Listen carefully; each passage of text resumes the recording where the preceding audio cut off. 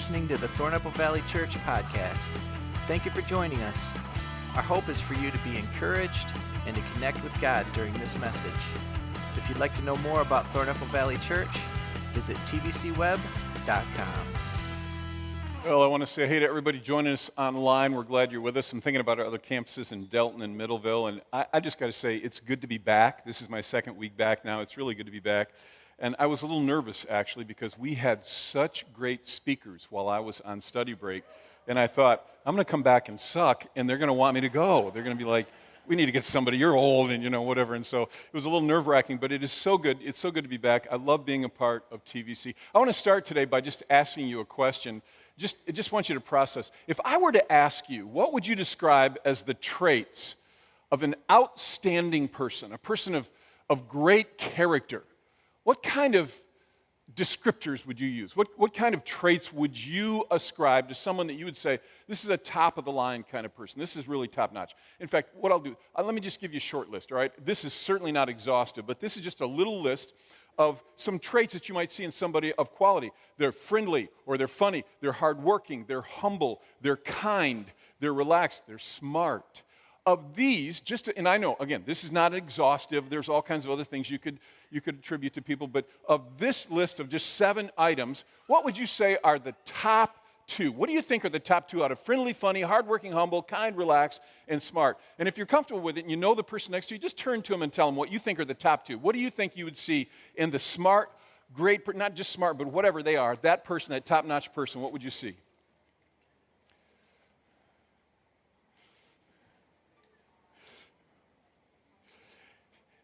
It's always funny because I'm looking at some of you and you're going, no, you're wrong. No, I'm right. Let me tell you what it would be.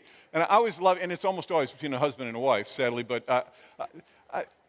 I'll tell you what I think, okay? And this is just a list I threw together. I mean, there's lots of other traits you could say, but I would guess, I could be wrong on this, but I would guess out of this list that probably the majority of us, one of the top 2 that we included would have been humble.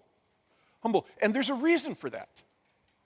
Now, we don't fully understand it in ourselves, but one of the things that we love is we're almost drawn magnetically to people who exhibit a spirit of humility. There's something in us that's pulled towards people who are humble.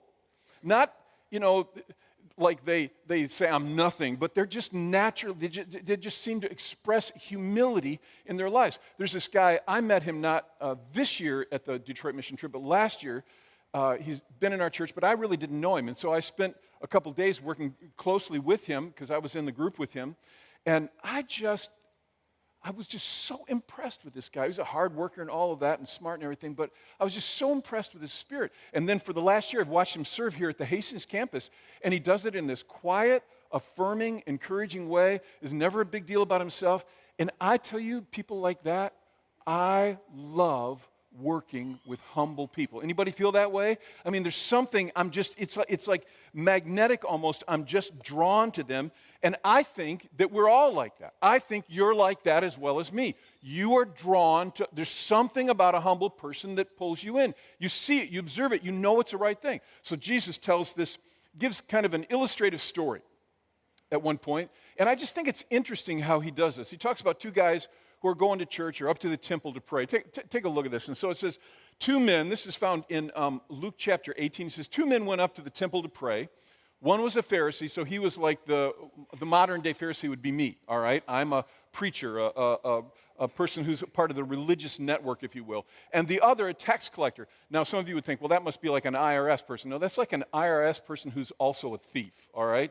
So it's like he's a tax collector, but he's got the weight of the government behind him, and he misuses it. And so they were known as like really bad people because they would steal from everybody. They would extort money as they were charging the taxes. And so Jesus says, the Pharisee stood by himself and he prayed, God, I thank you that I'm not like other people. And then he describes what he's not.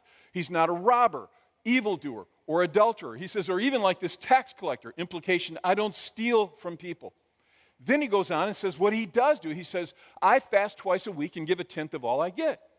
But Jesus says, the tax collector, he stood at a distance.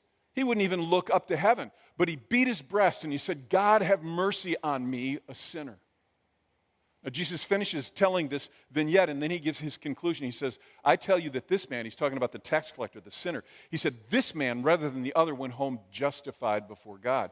For all those who exalt themselves will be humbled, and those who humble themselves will be, all right, let's try it again. Come on, work with me, all right? And those who humble themselves will be, they'll be exalted.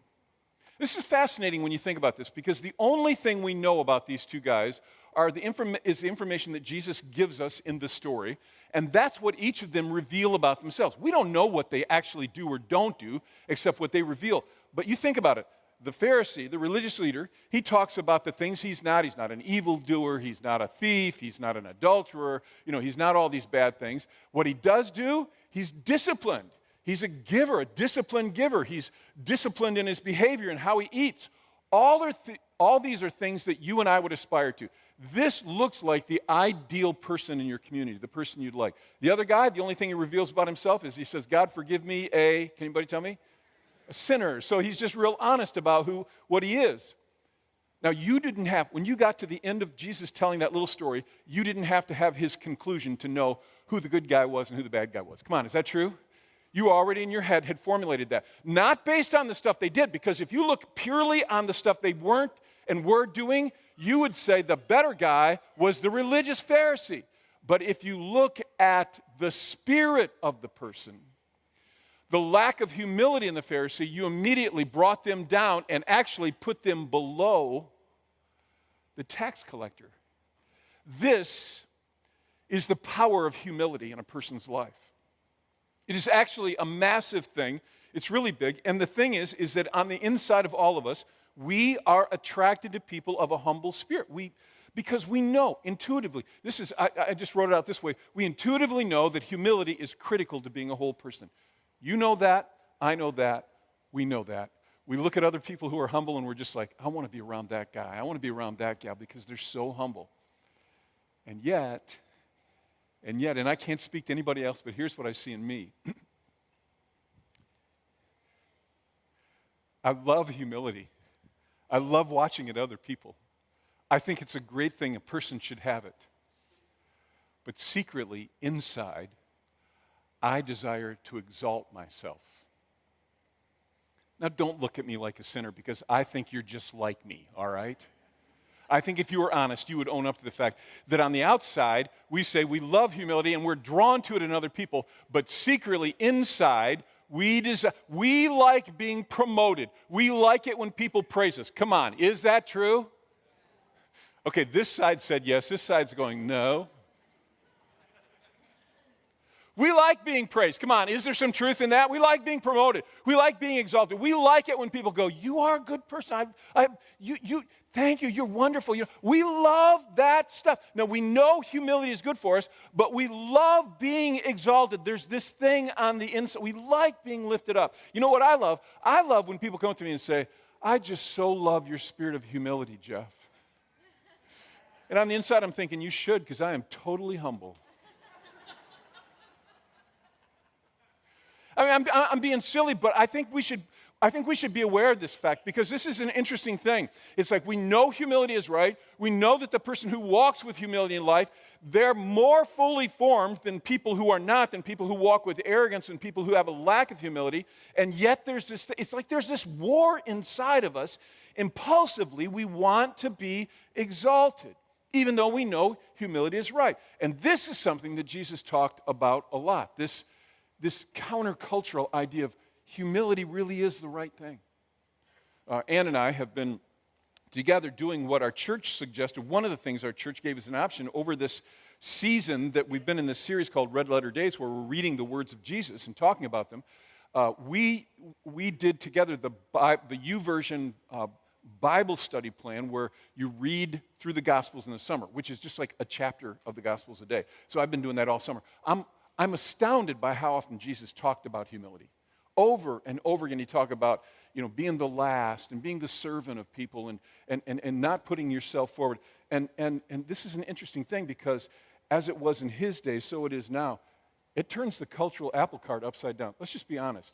Our culture doesn't tell us that winners are people who humble themselves. They tell us winners are people who get to the top, and they get there, and they get it, and they make the money, and they have the admiration of people. And that's what people aspire to, and they're going after exaltation. And Jesus comes along, and he's giving this message of, well, no.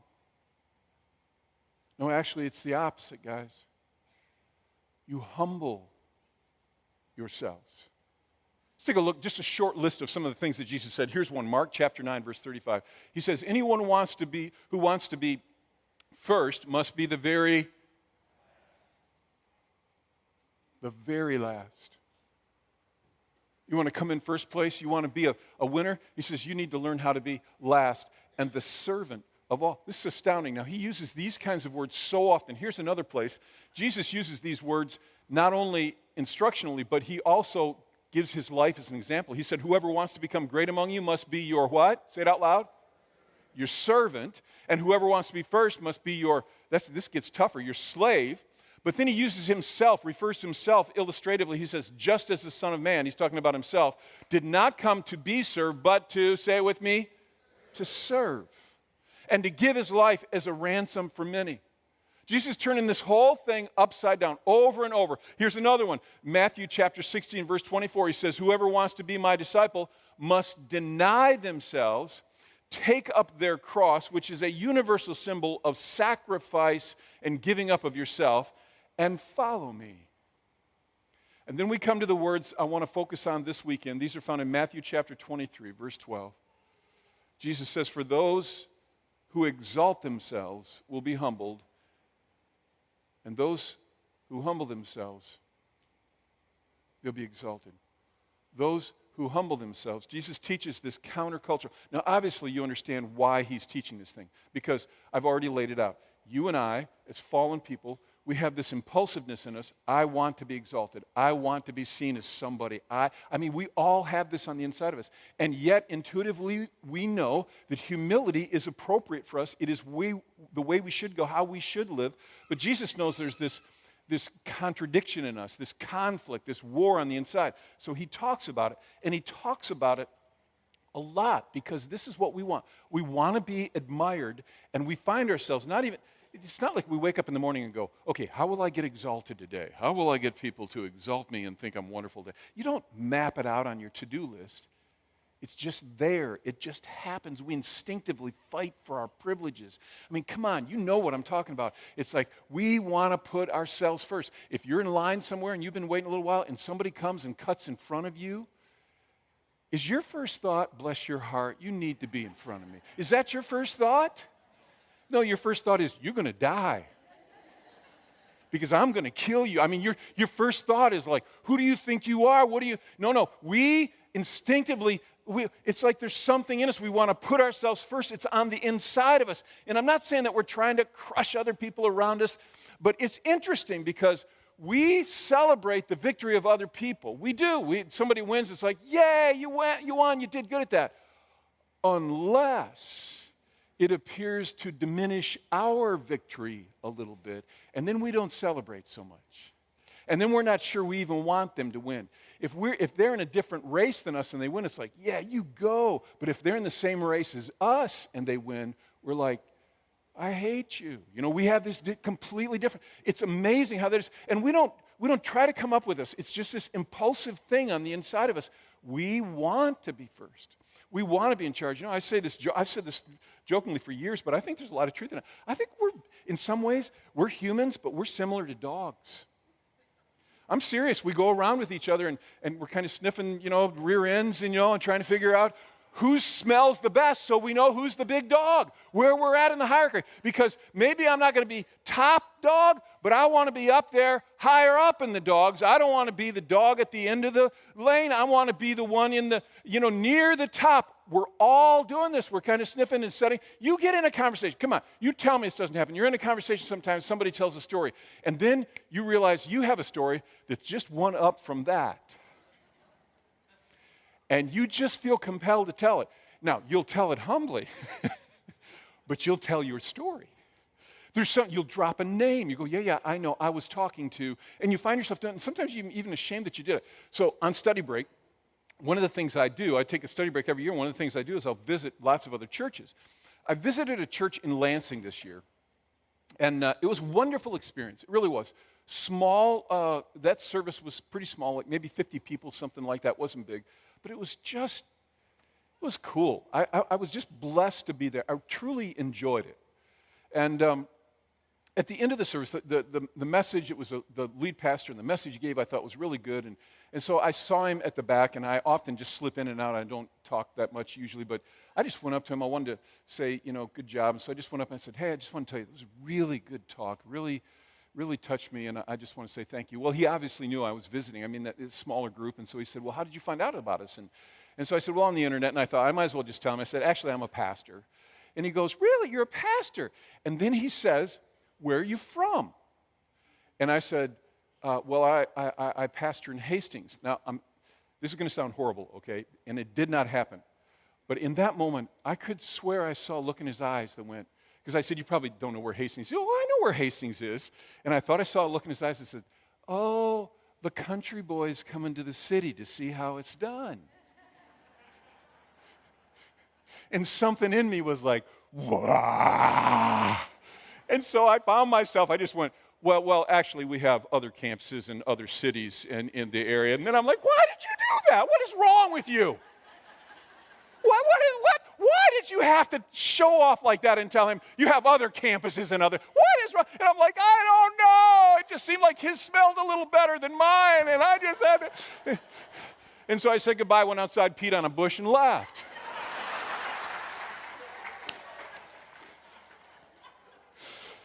Did I just say that in church? Did I? You didn't know pastors mark territory, did you? So we know who the big dog is. I think you all know what I'm talking about. I think you all know what I'm talking about. There's something in us. There's this war, this kind of battle, and it's a struggle. We want to be the winner. Humility doesn't seem to come naturally to us. Jesus' disciples are a great example of this, They're with him 24/7, practically, for 3 years, the 3 years of his ministry. They're watching him preach on humility, act with humility, do all this stuff. They get near the end of it. You're familiar with this. So they come to this final meal together. We call it the Last Supper. You've seen the painting. You know what the Last Supper is about. What you may not remember is that just before they ate this meal, Jesus had washed their feet and said to them, now, just as I've done this for you, I want you to do this for other people. They've been with him 24/7 for 3 years. They've watched him be humble. They've lived with him. They've heard him speak. And then they just finished this amazing meal together where they're actually hearing him say, my body's about to be broken for you. My blood's about to be shed for you. You remember what I've done. And you know what happens right at the end of the meal? This is astounding to me. This is Scripture. This is what it says. Luke chapter 22, verse 24. It says, within minutes they were bickering over who of them would end up the greatest. Really? Seriously, guys? Your feet aren't even dry from him, God, washing your feet. And you're bickering over who will be the greatest? Yep. And that all of us can relate to, because it's like you want to walk with humility, and yet there's something in you that wants to be the greatest, that wants to be at the top, that wants to be known as somebody who's not a loser. Now, I don't need to beat this anymore because I think you know it, I know it, we all know it. So the question maybe even is, why bother speaking about it? Well, Jeff, we know it's a struggle, so why bother speaking? Because as on any journey, and we are on a journey in life, on every journey, on a regular basis, you need to go back to the wheelhouse and you need to check your navigation to make sure that you're on course in where you want to go. And life is a journey, and we live in a culture that does not promote humility. What it promotes is putting yourself first, getting your rights, getting what you want, and it blows us off course. And so regularly we need to come back and say, you know what, I need to come back to this thing. So can I just ask, this is just... How are you doing in this area? I think I've tried to be brutally honest with you. This is a struggle for me. And I've been preaching this stuff for you. It's a struggle. How are you doing? But this is what we're called to. This is what Jesus calls us to. If you're a follower, I understand some of you may not be following Christ, and you're not sure you buy all this. You know humility's right. I don't think you can argue that, but you're not sure if you should have to do that. You don't. But followers of Christ, he made it crystal clear. If you exalt yourself, you're going to wind up where you don't want to be. But if you humble yourself, which is what you're called to, so how are you doing on that? This is a course check. And you understand, don't you, that's why church is so important? Can I just speak parenthetically for a moment? I'm really not asking, I'm going to do it anyhow, but I just want to say this, all right? This is why I unashamedly am such an advocate for church. Because we need it in our lives, because the winds of life blow us so quickly off course. And we need that regular reminder. You don't need to go to church so that you can get an inspirational little talk that makes you feel good for an hour and then you go off and do your own thing, and you do that once in a while. That's not what it's about. You want to know the truth about me? I listen to lots of messages of other preachers. Of course, that's my trade partly, and so I pay attention to that and I listen to them. And I find the messages that are the best for me are not the ones where I'm going, amen, that's good preaching. The best message are the ones where I'm going, oh gosh, I got to get back in line here. I've been missing the mark. And I need that in my life, and so do you. I'm just going to say this, and some of you won't like it, but you need to be in church not just once in a while or when it's convenient. It should be a regular part of your life. It's not something you say, well, we'll put it on the calendar. When it works, you just say, this is a regular thing on the calendar because we need this. We need this. I cannot tell you. I know some of you will disagree with me, and I'm fine with that. Honestly, I am. And again, I'm speaking parenthetically here, but I've had so many conversations with people say, you know, Jeff, we got so busy over the summer a couple of years ago, and we just couldn't get to church for, 12 weeks, and then it was like we just got out of the habit and we stopped going. And then they will tell me over and over, I've heard this. I cannot tell you dozens, hundreds of times, I don't know. And then we just kind of slowly slid away from God. And they'll say it to me. They'll say it very honestly. And I've come to the conclusion that this equation is really true. This is that you minus church, a church family, being a part of a church family over time, not just once in a while, but you minus church over time, it always equals distance from God. You need a church. And I love TVC, but I'm not promoting you going to TVC. I'm saying you need to be a part of a church family. There are so many good churches. In any area around here you can point to, I can point you to good churches, good churches. You need to be a part of one. And while I'm belaboring this, I think you don't need just church. I think you need to be a part of a small group of people who can challenge you, who know you, who we call them life groups here, but whatever church you're part of, I think you need to be a part of a life group there too, some kind of connection with other people. And I know some of you are going, Jeff, my life is so over. You're trying to dump more. No, I'm not. I'm trying to challenge you about your priorities. Who do you want to be? And if you're not moving in that direction, you need to make course corrections. You need the things that will help you make course corrections. All right, so let's go back to humility now. This is a perfect time to have that little talk while I'm talking about humility, because humble people will not send me emails that are nasty and all that, so I think it was appropriate timing. So let's just talk for a few minutes about a couple traits of people who live with a spirit of humility. And we already know this is a wrestling match, but let's talk about a couple traits that you'll see in them. And these are things I've talked about a lot, but I just have to keep coming back to them. First thing is they own themselves. They own themselves. You know this, and I know this, that it starts from an early age that we like to blame other people for the things we've done wrong. Come on, is that true? All right.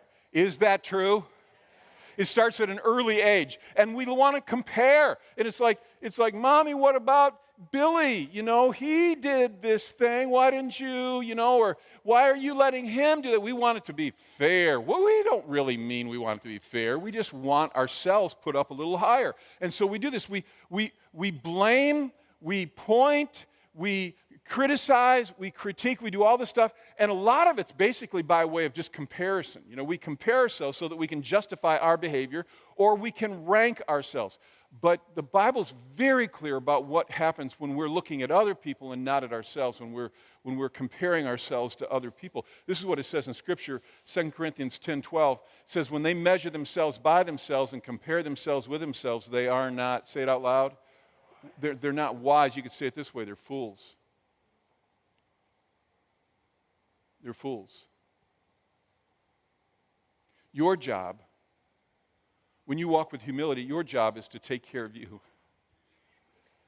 Your job is to actually be very cautious about pointing a finger at anybody or blaming anyone. It is to make sure that I'm looking at me and responding to what I'm doing and what's happening in me.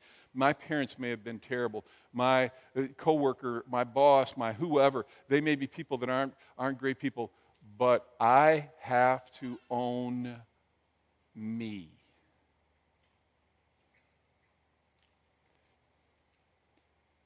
And I will tell you, this is so much easier to preach than it is to live.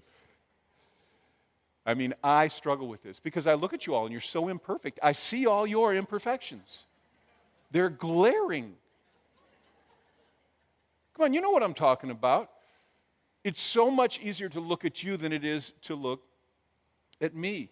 One of the things I've been trying to do in, recent days, if you will, or years or whatever, but I've been trying to, when I feel myself wanting to criticize someone, to use it as a prompter to remind me, I'm guilty of so much. But it's just so much easier to point a finger at someone else. Oh, this is just, in the last 2 or 3 weeks, we were at the house and we had some family over and Ann was doing something. I can't even remember, this is bad, but I can't even remember the exact circumstance. We were just trying to do something, and it wasn't working well, and so I was trying to help her do it the right way and to tell her how to do it. And that wasn't going over very well.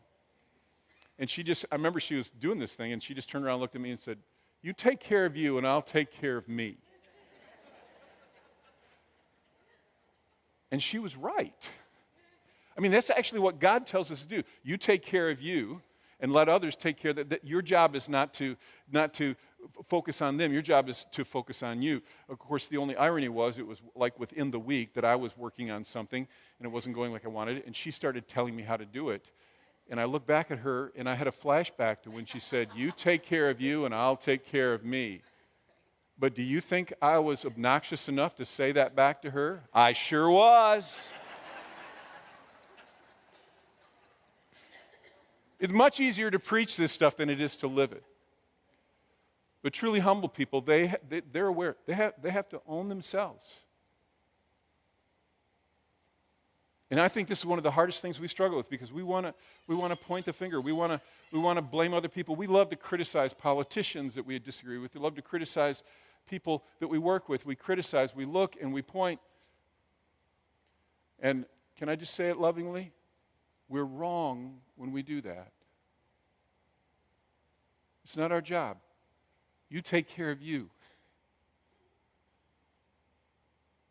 I should just have Ann up here preaching, really. She could just get up, take 30 seconds. I'll take care of me, you take care of you. Let's close with prayer.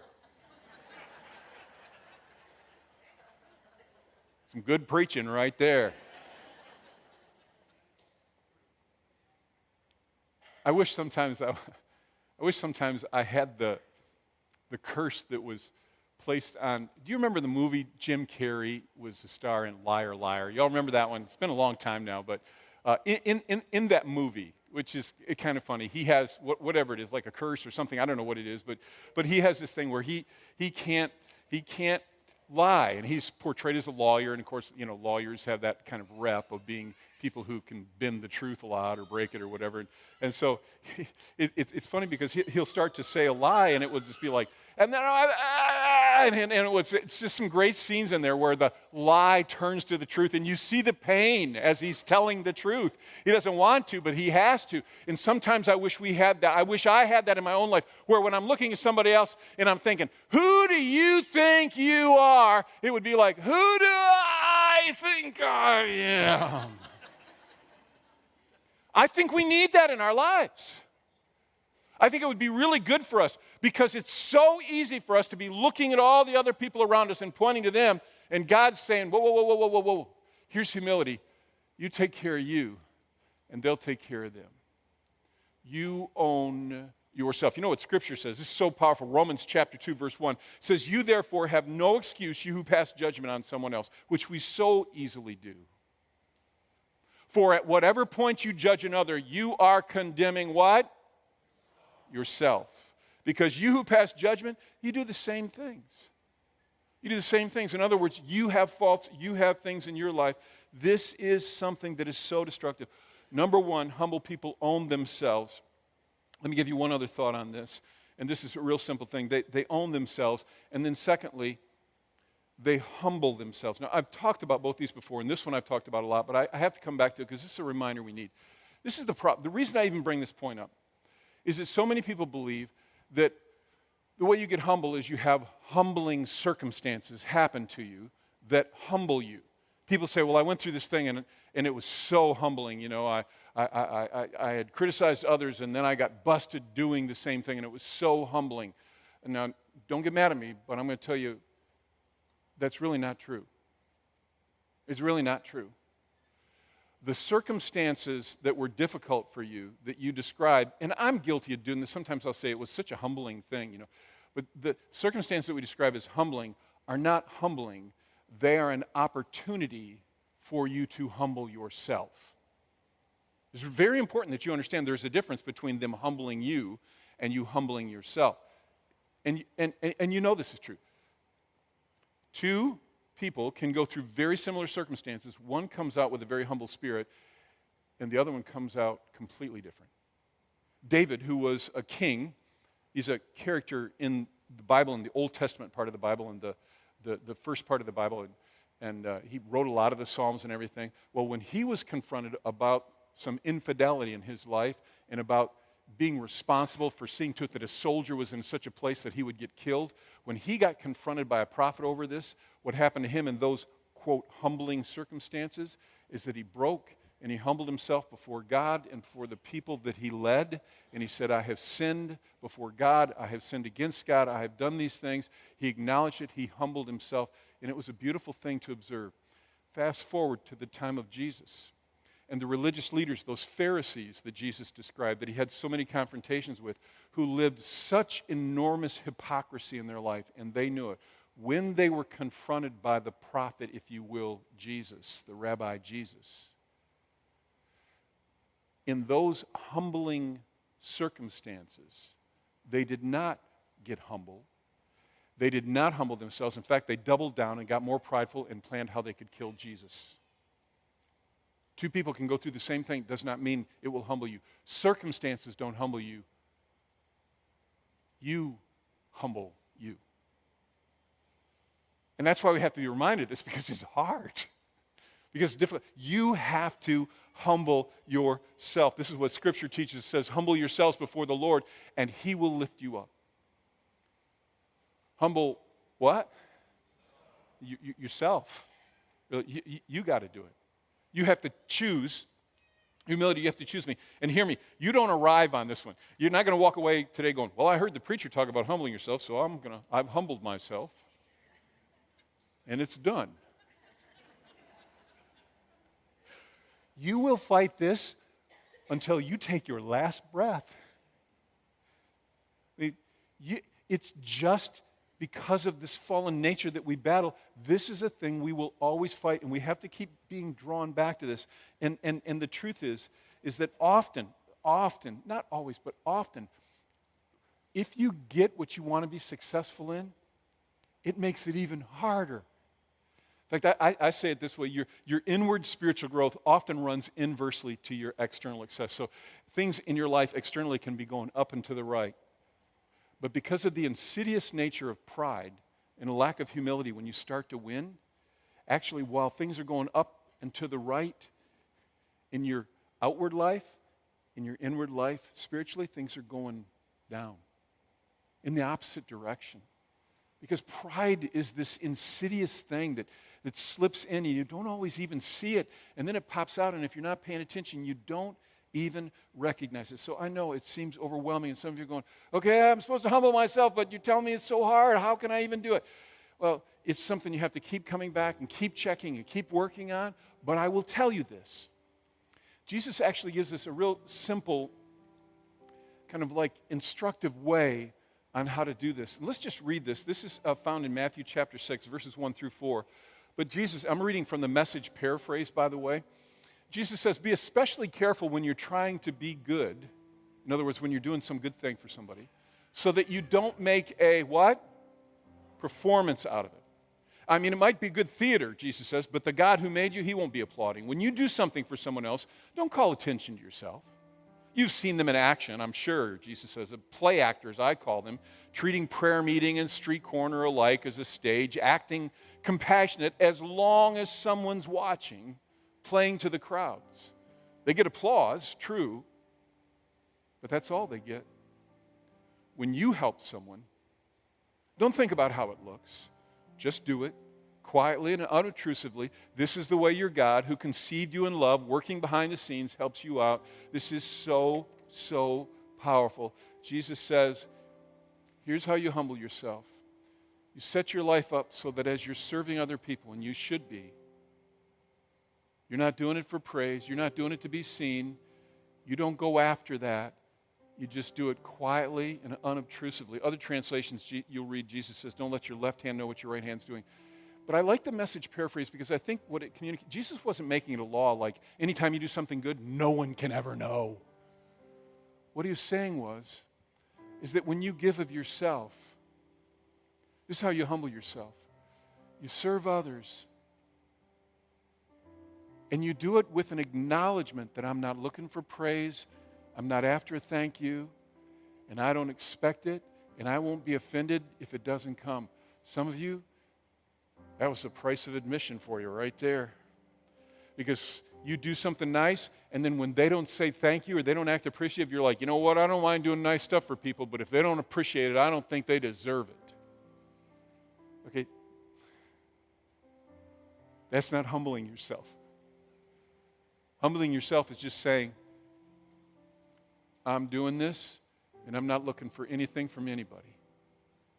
And however they act, that's them. I take care of me, they take care of them. Now again, this is easier to preach than it is to do. I was just thinking about it as I was working on this talk, and I thought, how many times, there are times when I do something nice for Ann, and she doesn't notice. Any husbands know what I'm talking about? And I don't do it that often, so I expect it to be seen and then appreciated. I've had times where she walked in, she's just so preoccupied. I have flowers on the table. She never even sees them. I'm like, okay, that's bad. What kind of a wife? So I'm looking for her to give me some praise. Come on, anybody know what I'm talking about? And if she doesn't come through with the praise, I'm like, I ain't doing this again. Okay, humble people say, I serve and do for others because it is the right thing to do. And I'm going to do my best to do it in a way that people don't have even a chance to have to say thank you. They just do it because it's right. Jesus says that's how you humble yourself. Quietly and unobtrusively. You just serve. You don't complain. You don't talk about. People are going to see that you're serving often. I mean, we did this Detroit mission trip just a week and a half ago, and there were almost 80 of us there. We all knew each other was there, and we all watched each other sweat and work really hard and do all this stuff. Here's the difference. You don't bellyache and complain about it and talk about the sacrifice you're making. You just do it. And you do it with joy. And whether you get thanked ever or not doesn't matter because you're doing it because it is right. It's the right thing to do. Don't get pushed into some kind of corner where you feel like you have to do stuff. Just do it because it's right. We got this thing coming up, the Days of Caring. Let's get there if I can. Yeah, and it's happening on September 12th and 14th, and it's just such a cool opportunity. We joined with Berry County United Way, and all over the county, we just serve. We serve organizations, we serve municipalities, we serve individuals. We just serve. Just sign up. You go out in the lobby, or you can do it online. Just sign up. And then serve without looking for someone to go, you're so wonderful. Without complaining, I thought our taxes covered this stuff. Just serve. Just serve. And this is what Jesus said. Can I just bring you back to these words? And we're done. He said, those who humble themselves, they'll be exalted. You will be paid back. You'll be covered. Just serve. So let's stand to our feet, and I'll dismiss us with a blessing. So may you go with an awareness of God's presence with you, that He walks with you. That as you go through your day today, and then you go through your day tomorrow, and you're in the work week or whatever you're doing, that He's with you, and that His high call on your life is that you humble yourself, you own yourself, and you serve with a spirit of joy and love. And may you be blessed and be aware of His presence. In Jesus' name, let's say together, amen. You're dismissed. Have a great day. Thank you for listening to the Thornapple Valley Church podcast. If you found this message encouraging, we invite you to share it. For more information, visit tvcweb.com.